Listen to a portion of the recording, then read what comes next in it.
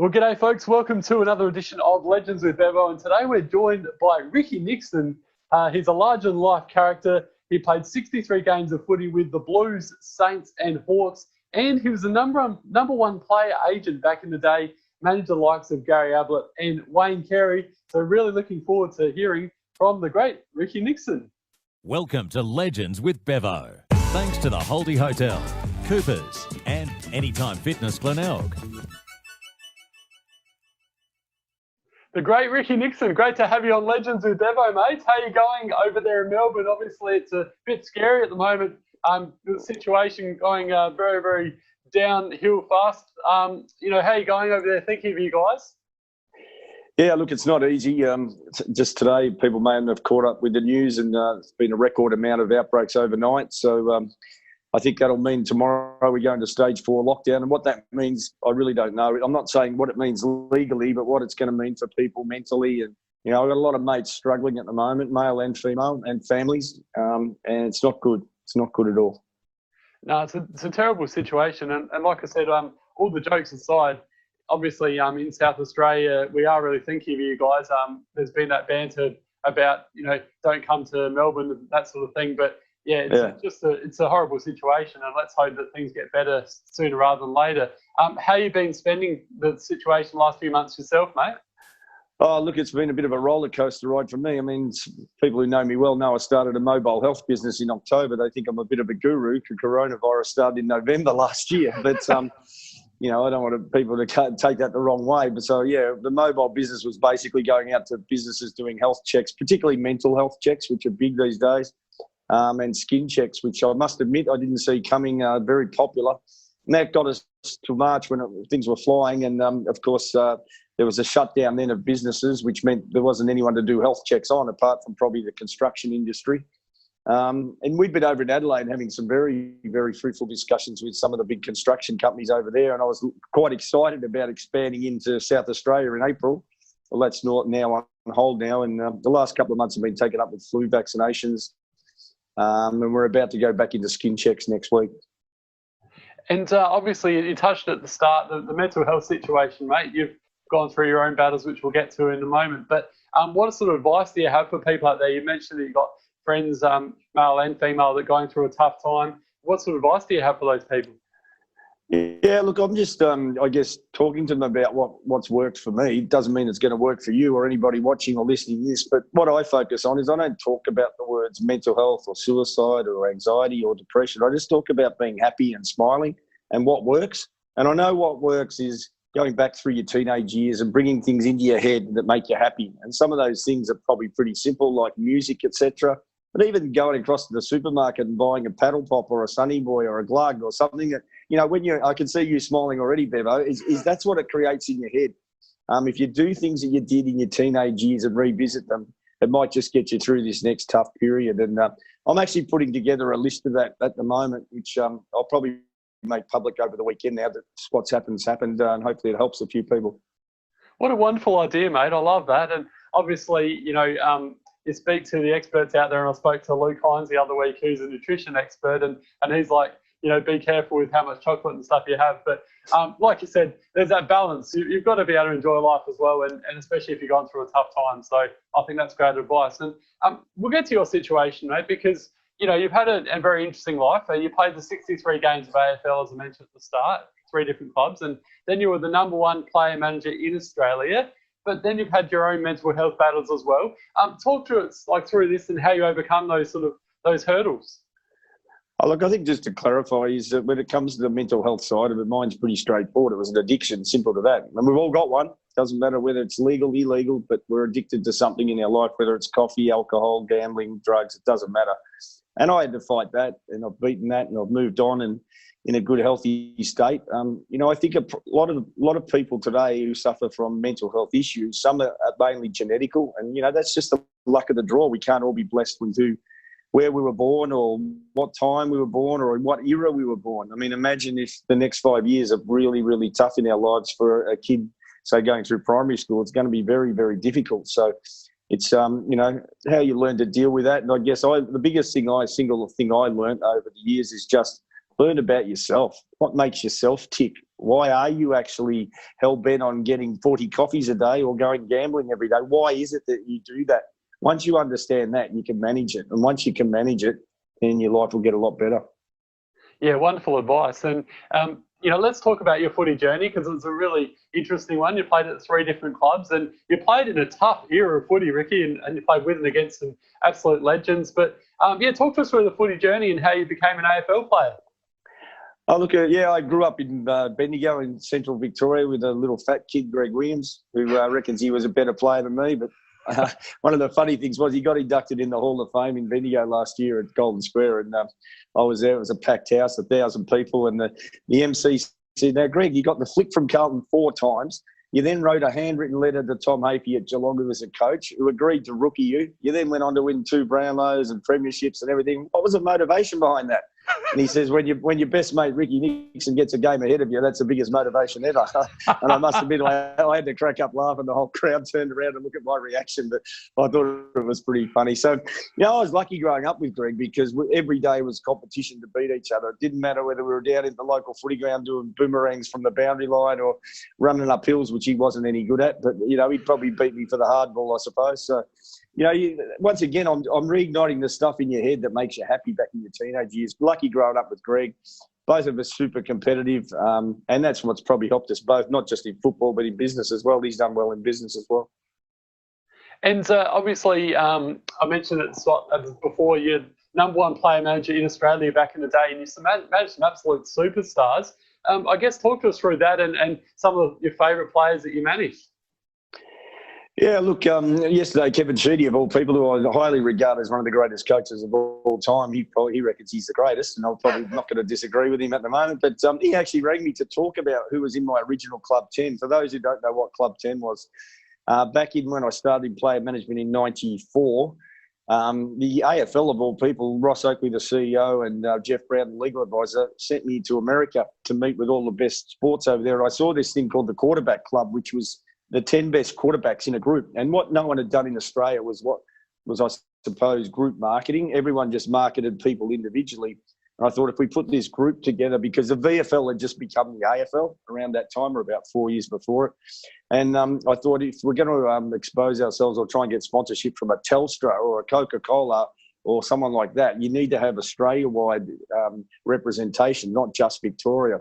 So I put together Club 10, which was Ablett, Carey, Dunstall, Lockett, Wanganeen, Jakovic, Stuart Lowe, Gavin Brown, the Collingwood captain at the time, who was very low profile, but an absolutely sensational player, Gary Lyon, Diesel Williams. And that was the original Club 10. And then after that, I added a few blokes who were not too bad. James Hurd, Mark Rasciuto, Rui, you'll love me saying that. Ben Cousins, who could play a little bit, and Michael Voss, who could play a little bit. I added them later on.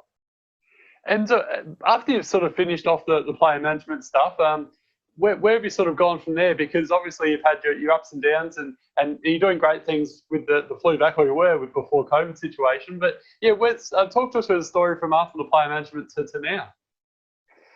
Yeah, look, there's been a few things that probably changed my life, and one of them's been cancer. Not only did I lose my mum to cancer at 57, that was 20 odd years ago, but what happened was a young girl who was 9 years old spoke to me at all places, at a restaurant, in a pub, a mate of mine owned, and told me she had brain cancer. And I was just absolutely, devastated. And this girl who had so much energy, she was high-fiving me and everything. And I said, look, I'm going to start a footy game and raise money to help kids with cancer and grant wishes to them. And it's just been, it's just been great. Everyone associated with it, we all work really hard. And what we do is, for example, I could have a family in Adelaide who's got a young kid who's got cancer and they barrack for Port Adelaide. So I'll ring Port Adelaide, I'll get the kid into the rooms, meet up with Vokey or someone like that, and, get a video from the captain, even like Scotty Pendlebury, Marcus Montempelli in the last month or so. They've been unbelievable. I've had some kids who weren't in great shape, and, they both sent me videos. I won't say exactly what was on them, but saying how, we're right behind you at the Western Bulldogs Football Club. And these kids have both gone into remission. And I think it's a lot to do with the positive nature of what I was talking about before. So I just see my job going forward is just to create this positive in people, and perhaps people who are suffering a bit, I suppose. and it could be something from cancer, etc. So that's what I've been doing. I run this game. This year we played it in Shepparton in country Victoria. I'm actually was looking at going to Adelaide next year, believe it or not. But I guess until we know the circumstances, what the game is it's people who have had cancer and recovered, and ex-AFL players. So the likes of Brendan Favola's played, Jakey King's very popular, Anthony Koutafidis, Warwick Kappa played, even Brian Mannix from the Uncanny X-Men. I think I saw the funniest kick I've ever seen in footy. I reckon it went 7 metres, and everyone just cracked up laughing. It's been great, the support I've had from comedians and musicians and that, and all of them get around these kids. It's just inspiring. Well done, mate. That's such a wonderful thing you're doing, and to hear those sort of stories about putting a smile on those kids' faces. Not only makes me very proud of you, but obviously you must feel very proud as well to have been able to pull that off. Yeah, I've just sort of been more taken back by everyone. I just feel that there's a team around all this now, and the support you get's amazing, even from the corporate world. I mean, look, it's fair to say every one of us has been affected by cancer. It could be your grandmother, your grandfather, your brother, your sister. It could be your best mate. It could be your best mate's kid. We're all affected by it. It's a terrible disease. And I know we're going through something else at the moment in the health area, but cancer's been with us forever, and it's probably going to be with us forever. So, we've got to do the best we can with it. Yeah, well said. And obviously, life's so precious, and sorry to hear about your mum, mate. You just got to enjoy every day as it comes, don't you? Yeah, absolutely. Absolutely. Yeah. Now, let's go on to a more of a light-hearted note. I spoke to Warwick the Wiz Kappa a couple of months ago, and what a character he is. Bad luck. And how's that? How did you and Wiz get to know each other, and talk to us through your friendship with him? Well, it's an old saying, but chalk and cheese just go together, don't they? So I guess I've spent all my life listening to every footballer's problems and this and that and everything else. And then after they're finished talking, I usually give my suggestion on how they can get back in the team or play better or have a better life or whatever else. And with Warwick, though, the only problem is I've been listening to him for 4 years, haven't got one word in yet. So, but no, look, I love Warwick. I think the biggest problem with today's game is we don't have Warwick Kappas. We don't have these key forwards that are characters that the kids love, that kick 120 goals. People forget that Warwick Kappa, as funny and zany and everything else he is, he's only one of 16 players who've kicked 100 goals in the history of the game. And, he's an amazing player. Probably took more marks of the year than anybody. But him and I do a show together. In fact, we're hopefully coming to Adelaide soon. A couple of footy clubs over there were keen to get us over there. We're just waiting until we get the tick to get over there. And, I love doing shows with him because it's a bit of fun and everyone enjoys it all. Well, yeah, let's hope. I'm definitely keen for that. Hopefully that's sooner rather than later, mate. I'll be there with bells on to watch that. Go on, sorry.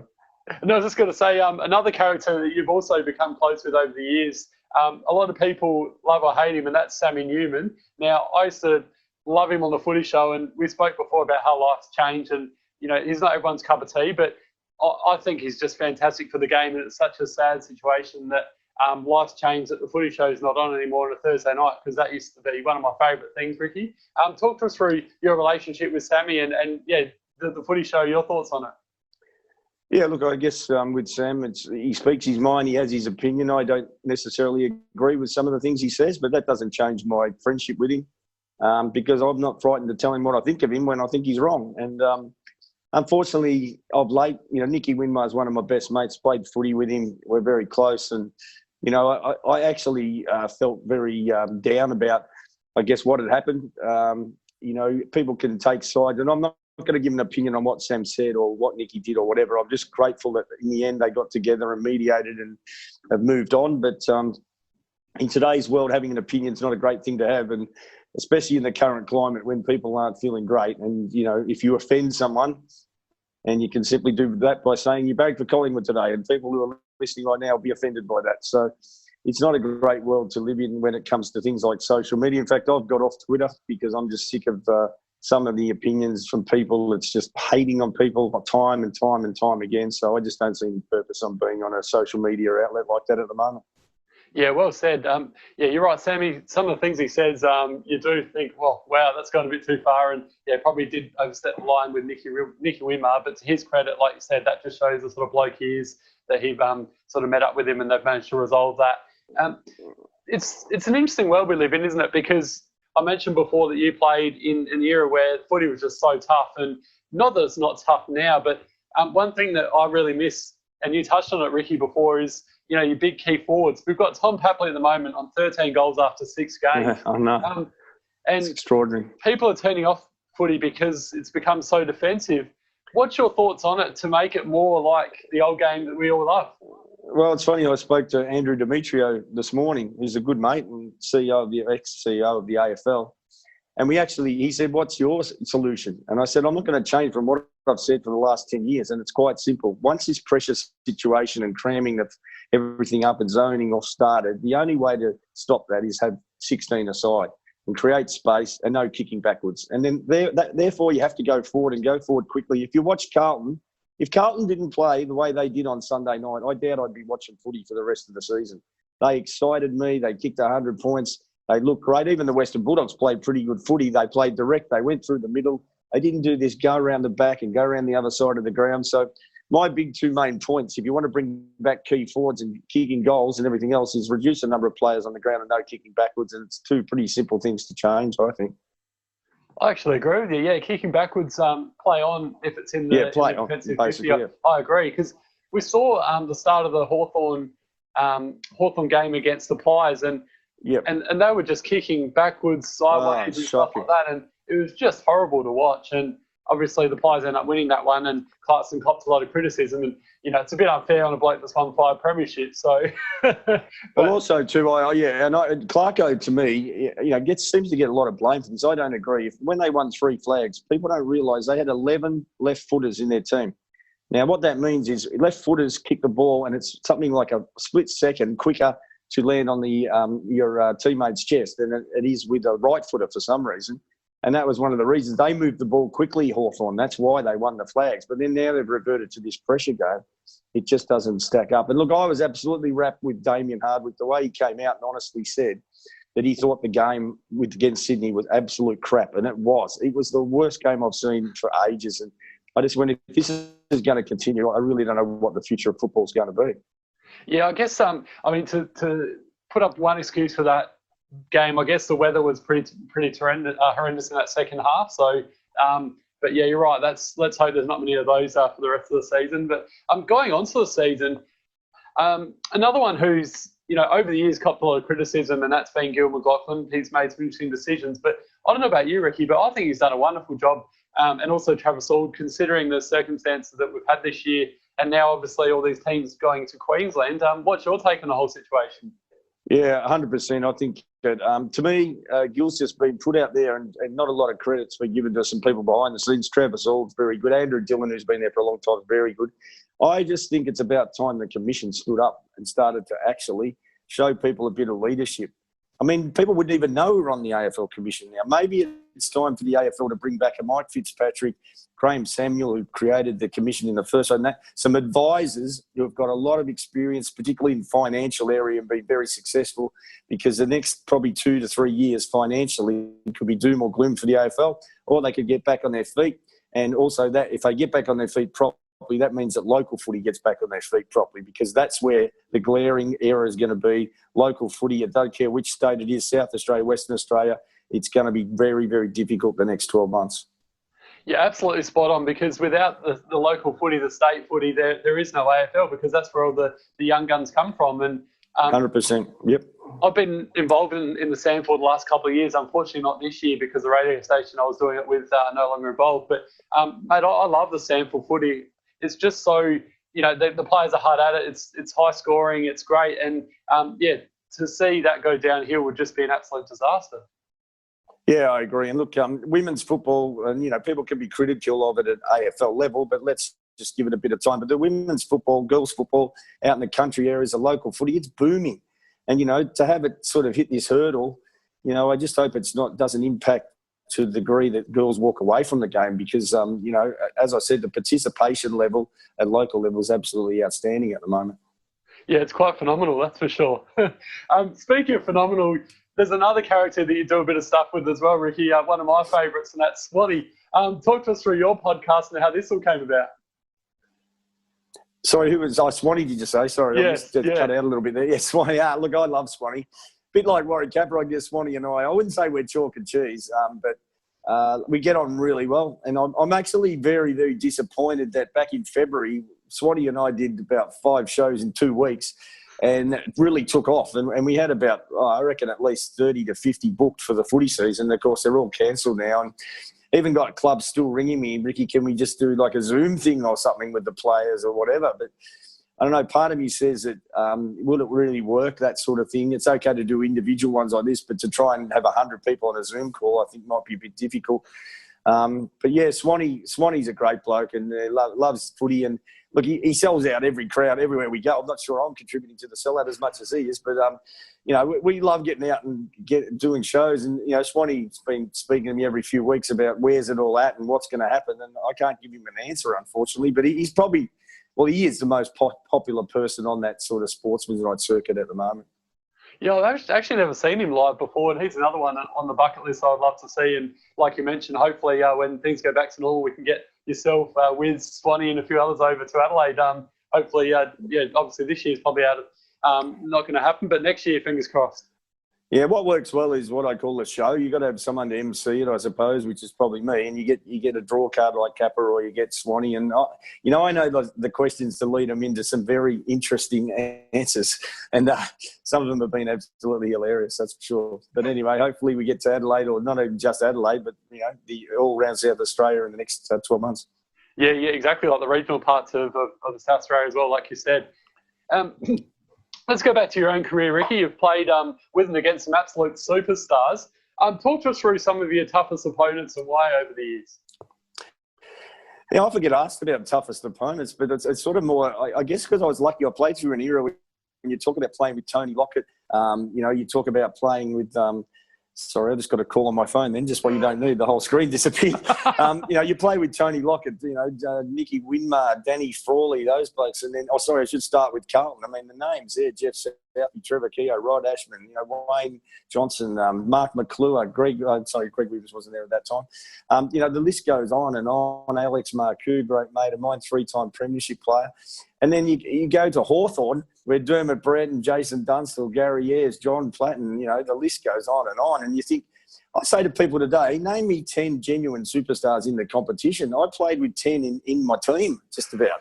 They were just absolute stars and, absolute characters. And to be honest, I didn't take that much notice of the opposition, I suppose. I'm not dodging the question, but if I said probably the one that stands out the most would be Richard Osborne at Fitzroy, who him and I got into a good old punch on one day, and it went to the tribunal. I'll never forget this. And the goal umpire who reported us stood up and said, and now this was 1 week before the finals, and Fitzroy had made the finals in first time in 30 years or something. And the goal umpire stopped and said, I've umpired 400 games of football. I've never seen a more vicious, violent, aggressive punch on between two players. There was at least 40 punches thrown. I've gone, oh my God, I'm going to get life here.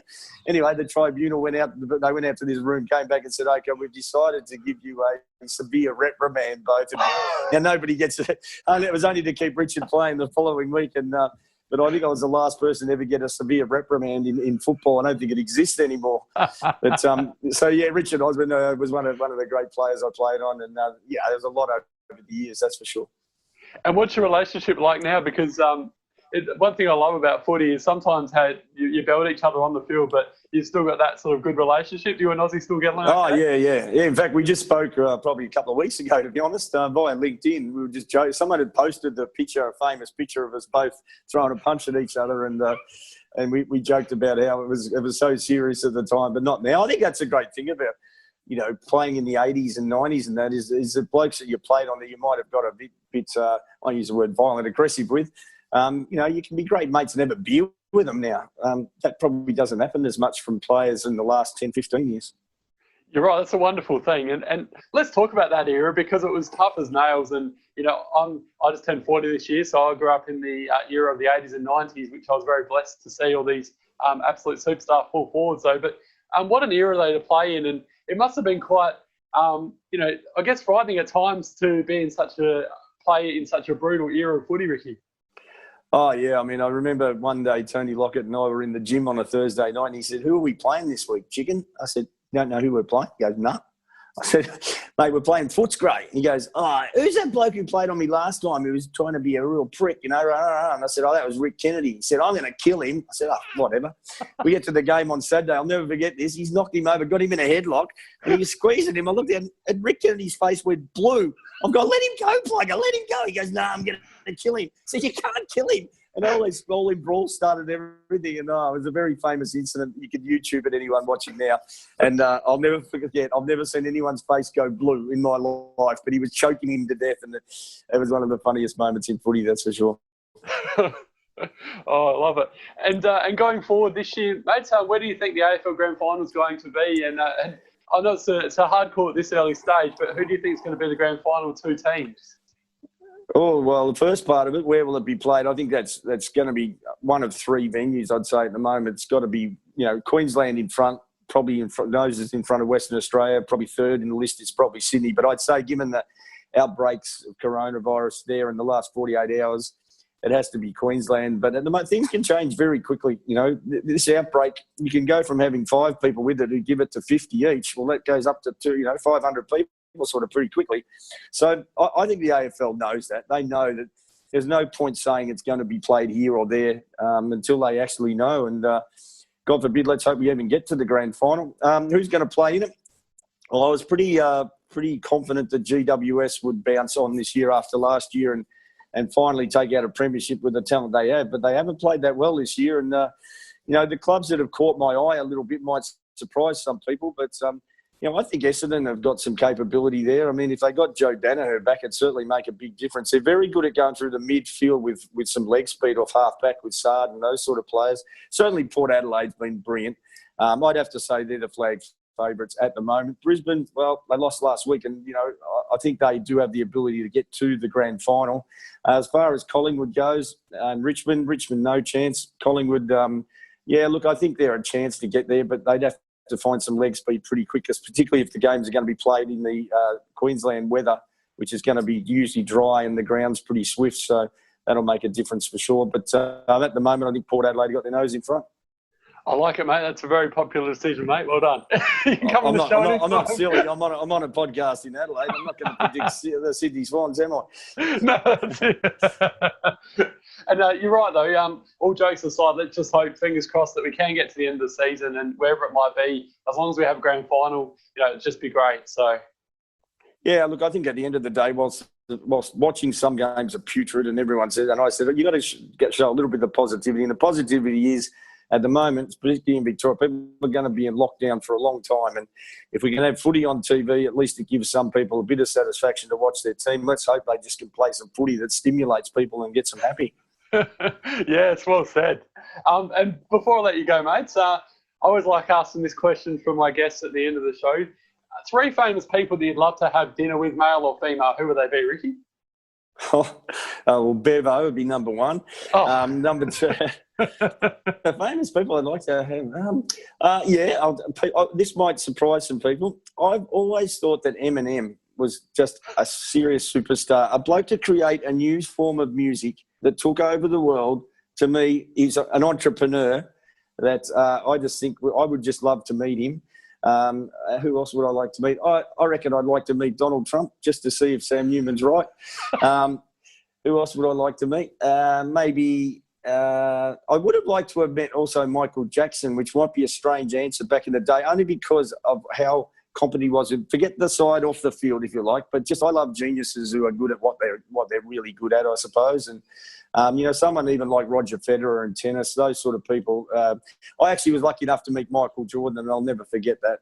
And he was the inspiration, I suppose, behind me coming back to Australia. And I said, I've got to find the Michael Jordan of Australia. And the next minute, this kid, Wayne Carey, walked into my office, and that changed things forever.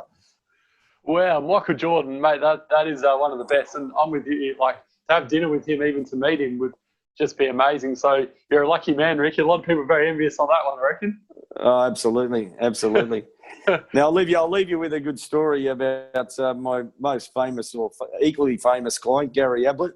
I used to have an office with a a phone with a cord in those days, a private line for the players. And one day it rang and I said, hello. And this voice said, hey, Ricky, it's Gary Ablett. I've gone, yeah, whatever. And hung up. I didn't manage him at the time. It rang again. He goes, Ricky, it's really Gary Ablett. I've gone, oh, what do you want? He goes, I heard you managed Wayne Carey. You made him $100,000 last year.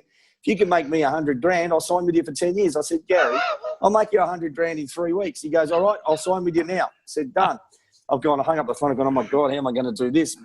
Swear it's true. 10 minutes later, my phone rang and this guy goes, Ricky, it's Phil from Peter the Lombard Paper People. Do you manage Gary Ablett? I said, yeah, I've been managing him forever. He goes, oh, good.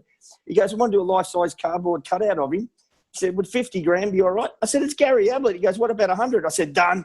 Hung up the phone. I rang Gary. He goes, you're an absolute superstar. I said, thanks, mate. You've got to be at the photographer studio in North Melbourne at 11 o'clock Sunday morning. He goes, done. He got there at 3 o'clock. He turned up with Gary Jr. and Nathan, who were 12 and 11 at the time. And Gary was in the toilets combing his one strand of hair for 3 hours. And the two boys were out there mucking around. They knocked over a light stand. The photographers come running out. Oh, no, these bloody kids. Gary's come running out. He's gone over to his computer, the photographer. He's printed off a photo of Gary taking mark of the century. And he said, there you go, you two kids, now pee off. And the two kids swung around. Now, if you think about, have you ever done this? What do you reckon the two kids did? They turned around to Gary Senior and said, Dad, can you sign it for us? Now, have you ever asked your dad for an autograph? What do you reckon Gary said? He said, no, piss off. I said, Gary, it's your own kids. He said, I'm not signing it, Rick. I said, Gary, the photographer goes, okay, that's it, Mr. Agent Hotshot. I'm taking these two kids out of the room. If you don't fix this in the next 3 minutes, the whole $100,000's off the table. I've gone, oh, no, my new BMW's off the table.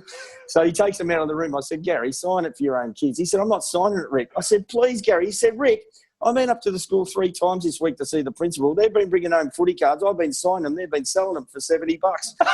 I said, anyway, you're going to love this next bit. I saw Gary Jr. 10 years later and he says, hey, Chicken, I need to speak to you. I said, what's up, Gaz? He goes, mate, I heard you tell this story all the time at footy clubs. It's not true. I said, it's not true. He goes, no, you shouldn't be saying that. I said, oh, sorry, mate. So you weren't selling cards with your dad for $70? He said, no, we weren't. We're getting 150. Yes.